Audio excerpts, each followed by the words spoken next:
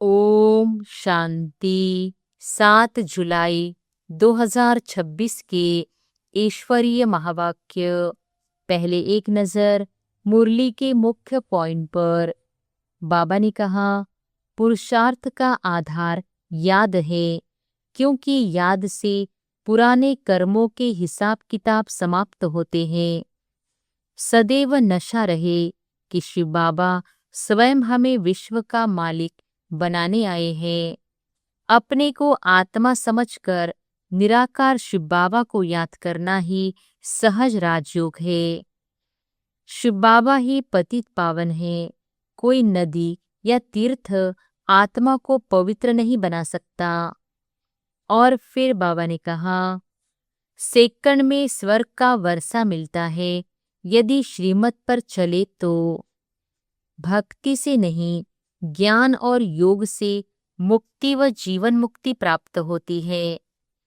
भारत पहले स्वर्ग था, अब रावण राज्य के कारण दुखमय बन गया है। दिलवाड़ा मंदिर वर्तमान संगम युग की चैतन्य यादगार है। आत्म अभिमानी बनना और देह अभिमान छोड़ना ही सच्चा पुरुषार्थ है। और फिर लास्ट में बाबा ने कहा, यदि योग बल से कर्म भोग समाप्त नहीं किया तो सजा खानी पड़ेगी और ऊंचा पद नहीं मिलेगा। हर आत्मा अपने संस्कार साथ ले जाती है, इसलिए अभी श्रेष्ठ संस्कार भरने हैं। मधुबन योग की कमाई का स्थान है। यहाँ संसार की याद छोड़कर केवल बाबा को याद करना है।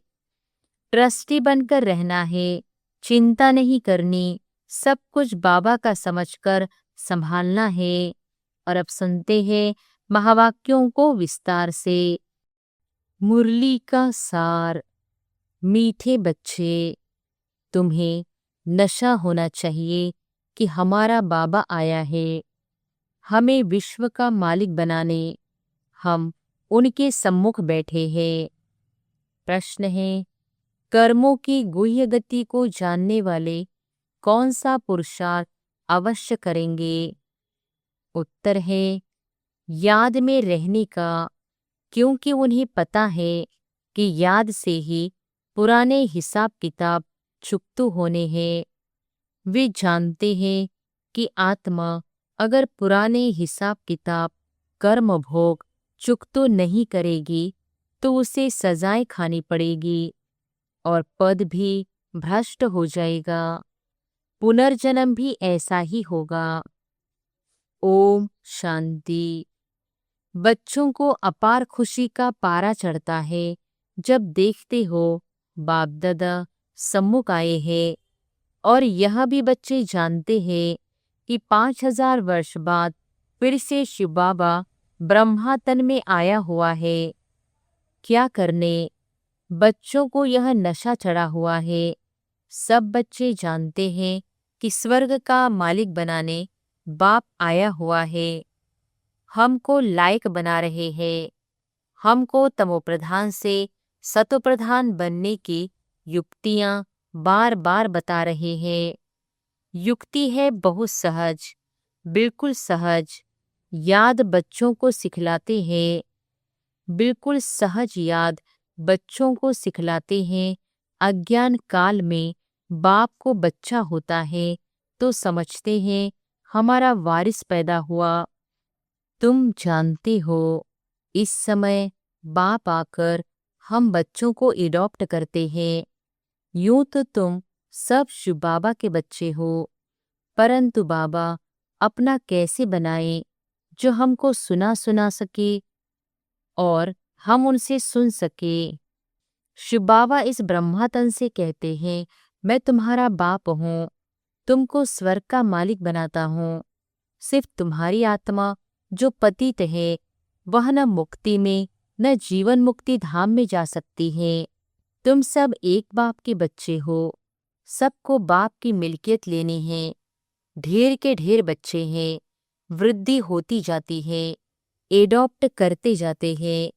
हे आत्माएं, अब तुम मेरी संतान हो। अपने को रूह आत्मा समझो, हमको बाबा मिला है जिसको आधा कल्प याद करते थे। यह कभी भूलो मत, आधा कल्प आत्मा इस शरीर द्वारा याद करती आई है। हे पतित पावन, हे दुखहर्ता सुखकर्ता। क्योंकि रावण राज्य है ना, भला जो अभी समझते हैं हम बहुत सुखी है, हमको इतने पदम है, इतने मिल्स है, कारखाने आदि है, यह तो सब अल्पकाल के लिए है। अंत में तो बहुत त्राही त्राही करने लग पड़ेंगे, दुख के पहाड़ गिरेंगे, इतनी सारी मिल्कियत सेकंड में खलास हो जाएगी। बाप से तुमको सेकंड में वर्षा मिलता है। कहते हैं तुमको सेकंड में स्वर्ग की बादशाही देता हूँ। यह पुरानी दुनिया खत्म हो जाएगी, लड़ाइयाँ लगेंगी, नेचुरल कैलेमिटीज होगी। सफाई तो चाहिए ना।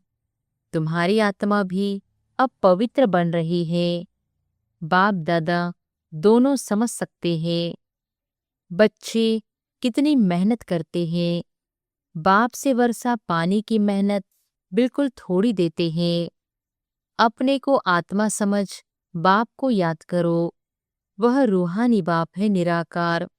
हम आत्माएं उनको बुलाते हैं ना। बाप कहते हैं तुम्हारी आत्मा जो पतित है वह पावन कैसे बने। पतित पावन तो एक बाप है ना। पानी की नदी पतित पावनी है तो झट से जाए, गोता खाकर चले आना चाहिए। गंगा स्नान बहुत करते हैं, फिर भी पतित क्यों? रात दिन यही धुन लगाते रहते हैं, पतित पावन सीताराम। अर्थात सब जो भक्तियां हैं अथवा सीताएं हैं, सबका रक्षक एक राम परमपिता परमात्मा है। पतित पावन पतियों का पति वही है। वह जब आए तब आकर पावन बनाए। तो अब बाप कहते हैं मेरी श्रीमत पर तुमको चलना है और किसके मत पर न चलो। वह तो समझते हैं भक्ति से भगवान मिलेगा। जबकि भक्ति से भगवान मिलेगा तो ऐसे क्यों कहते कि भक्तों की रक्षा करने आएगा। भक्तों पर क्या आपदा पड़ी है जो रक्षा करेगा। रक्षा तब की जाती है जब कुछ आपदा होती है। बाप कहते हैं तुमने कितना दुर्गति को पाया है। यहाँ है रौरो नरक, सब दुखी रोगी है। घर घर में देखो क्या लगा पड़ा है, दुखी दुख। इसलिए पुकारते हैं बाबा हमारे दुख हरो, सुख दो। भारत में ही सदा सुख था, अब दुख है। भारत की बात है और खंड तो है ही अलग। वह तो आते ही बाद में है। कोई 60 जन्म, कोई इनसे भी कम जन्म लेते हैं। 84 जन्म देवता धर्म वाले लेते हैं। तो इस हिसाब से आधा कल्प के बाद जो आएंगी उनको 84 से आधे जन्म लेने पड़ेंगे। ऐसे नहीं कि सब 84 जन्म का चक्र खाते हैं। मनुष्यों को तो जो आता है सो बोल देते हैं। अब तुम बच्चे बाप द्वारा अविनाशी ज्ञान रत्नों की झोली भर रहे हो। रत्न तो बहुत वैल्यूबल है। बाप समझाते भी बहुत सहज है।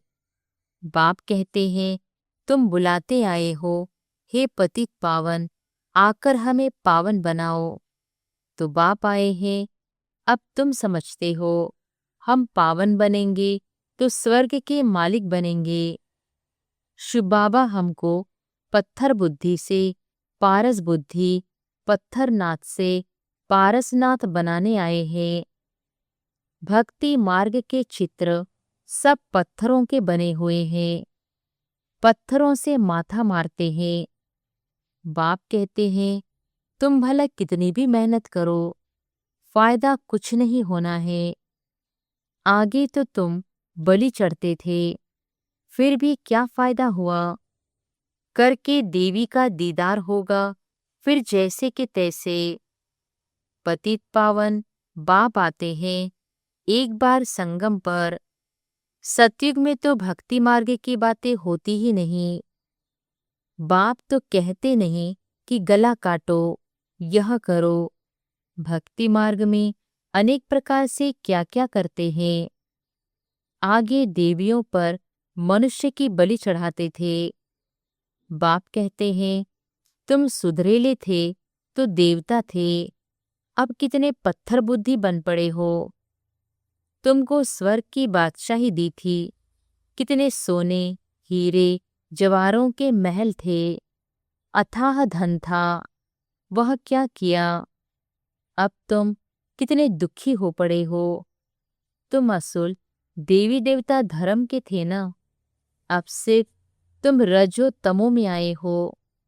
तुम तो देवता धर्म के थे, फिर अपने को हिंदू क्यों कहलाते। और सब धर्म वाले अपने अपने धर्म को ही मानते हैं। धर्म तो एक ही होता है ना। मुसलमानों का मुस्लिम धर्म, क्रिश्चियन का क्रिश्चियन धर्म चला आता है। तुमको क्या हुआ, तुम बहुत सुखी पवित्र संपूर्ण निर्विकारी थे, अभी कितने विकारी बन पड़े हो। किसको पता ही नहीं। बरोबर हम संपूर्ण निर्विकारी थे, फिर संपूर्ण विकारी कैसे बने। 84 जन्म लेते सत्तों से तमो बने, अब बिल्कुल ही तमो प्रधान पतित है। सतयुग से कलयुग जरूर आना है। सब धर्मों को सत्तो रजो तमो में आना ही है, वृद्धि को पाना है। तुम भी झाड़ में हो ना, झाड़ में देखो अंत में ब्रह्मा खड़ा है। झाड़ के ऊपर चोटी में ब्रह्मा ही 84 जन्म ले जाकर अंत में खड़ा है। तुम भी जो नीचे ब्राह्मण बैठे हो, वही फिर अंत में पतित शूद्र बने हो, फिर नीचे राजयोग सीख रहे हो। तुम भी शूद्र थे, अब ब्राह्मण बने हो। यह बड़ी समझने की बातें हैं। अभी झाड़ में बहुत अच्छी समझानी है। अभी तुम राजयोग की तपस्या कर रहे हो, तुम्हारा ही यादगार खड़ा है। यह चैतन्य दिलवाड़ा मंदिर, वह जड़। सतयुग में यह नहीं था। इस समय तुम अपना यादगार देखते हो। तुम प्रैक्टिकल में सच्चे सच्चे दिलवाड़ा मंदिर में चैतन्य में बैठे हो। स्वर्ग की स्थापना हो रही है। फिर स्वर्ग में आएंगे तो यह मंदिर आदि कुछ होंगे नहीं। यह मम्मा बाबा और हम बच्चे बैठे हैं। हूबहू यह तुम्हारा मंदिर है। नाम ही रखा है मधुबन चैतन्य दिलवाड़ा मंदिर। फिर जब भक्ति मार्ग शुरू होगा तो फिर यह मंदिर बनाएंगे। बाप ने तुमको बहुत धनवान बनाया था, तो तुम ही फिर उनका मंदिर बनाते हो। शिव का मंदिर एक नहीं बनाते हैं, सब बनाते हैं, यथा योग्य यथा शक्ति। तुम जानते हो हम पूज्य थे, फिर द्वापर में पुजारी बने हैं। शिव बाबा जो इतना साहूकार बनाते हैं, भक्ति में फिर तुम ही उनका मंदिर बनाएंगे। इन बातों को अभी तुम ही जानते हो, तो अब पुरुषार्थ कर फिर राजाओं का राजा बनना चाहिए। सतयुग में कहा जाता है महाराजाएं, त्रेता में कहा जाता है राजा।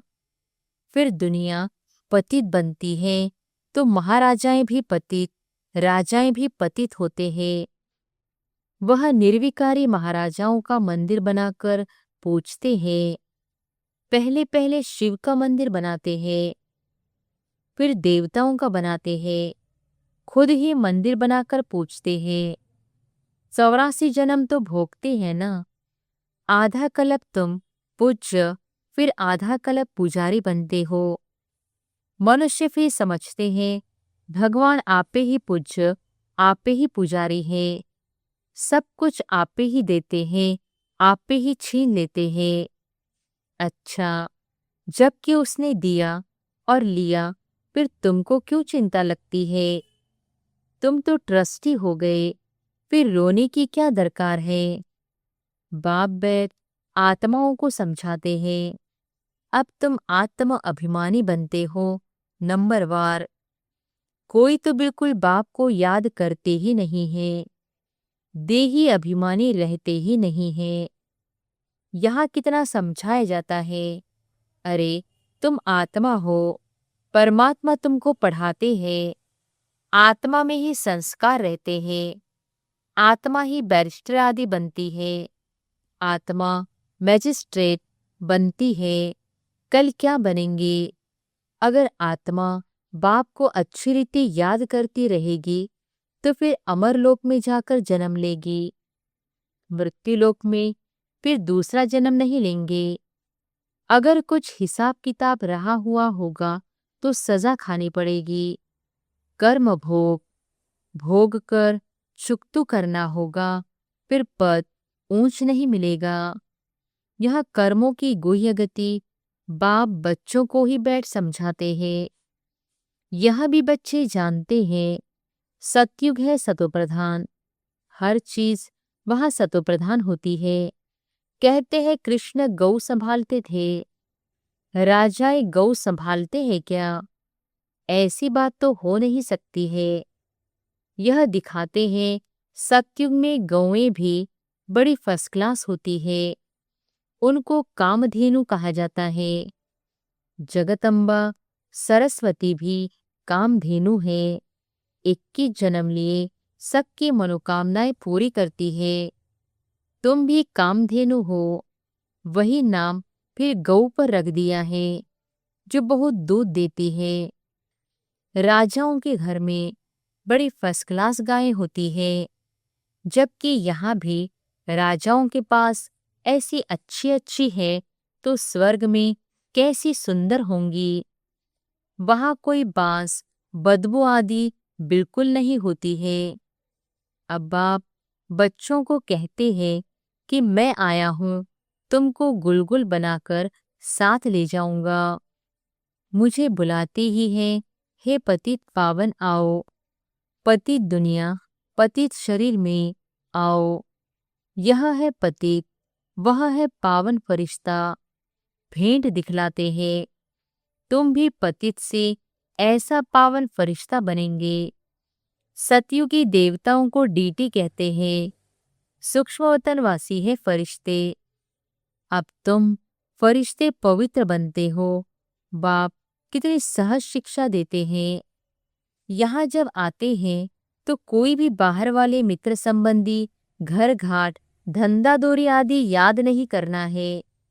बाप के सम्मुख आए हो ना, यहाँ आए ही हो योग की कमाई करने, तो इसमें लग जाना चाहिए। अच्छा, मीठे मीठे सिके लधे बच्चों प्रति माता पिता बाप दादा का याद प्यार और गुड मॉर्निंग। रूहानी बाप की रूहानी बच्चों को नमस्ते। धारणा के लिए मुख्य सार, पहली पॉइंट, सजाओं से मुक्त होने के लिए पुराने सब हिसाब किताब योगबल से चुकतू करने हैं। ट्रस्टी होकर सब कुछ संभालना है, किसी भी बात की चिंता नहीं करनी है, आत्म अभिमानी बनना है। दूसरी पॉइंट, यह कमाई का समय है, इसमें घर घाट धंधा दोरी आदि याद नहीं करना है। फरिश्ता बनने के लिए एक बाप की याद में रहने का पूरा पूरा पुरुषार्थ करना है। वरदान है, याद की सर्च लाइट द्वारा वायुमंडल बनाने वाले विजय रतन भव। याद की सर्च लाइट द्वारा वायुमंडल बनाने वाले विजय रतन भव। सर्विसिबल आत्माओं के मस्तक पर विजय का तिलक लगा हुआ है ही, लेकिन जिस स्थान की सर्विस करनी है उस स्थान पर पहले से ही सर्च लाइट की रोशनी डालनी चाहिए। याद की सर्च लाइट से ऐसा वायुमंडल बन जाएगा जो अनेक आत्माएं सहज समीप आ जाएंगी। फिर कम समय में सफलता 1000 गुना होगी। इसके लिए दृढ़ संकल्प करो कि हम विजय रतन है, तो हर कर्म में विजय समाई हुई है। स्लोगन है, जो सेवा स्वयं को व दूसरे को डिस्टर्ब करे वो सेवा सेवा नहीं बोझ है। जो सेवा स्वयं को व दूसरे को डिस्टर्ब करे वो सेवा सेवा नहीं बोझ है। ये अव्यक्त इशारे ज्वाला स्वरूप स्थिति में रहे शक्तिशाली याद का अनुभव करो। ज्वाला रूप बनने के लिए यही धुन सदा रहे कि अब वापस घर जाना है। जाना है अर्थात उपराम। जब अपने निराकारी घर जाना है तो वैसा अपना वेश बनाना है। तो जाना है और सबको वापस ले जाना है। इस स्मृति से स्वतः ही सर्व संबंध सर्व प्रकृति के आकर्षण से उपराम अर्थात साक्षी बन जाएंगे। साक्षी बनने से सहज ही बाप के साथी व बाप समान बन जाएंगे। अच्छा, ओम शांति।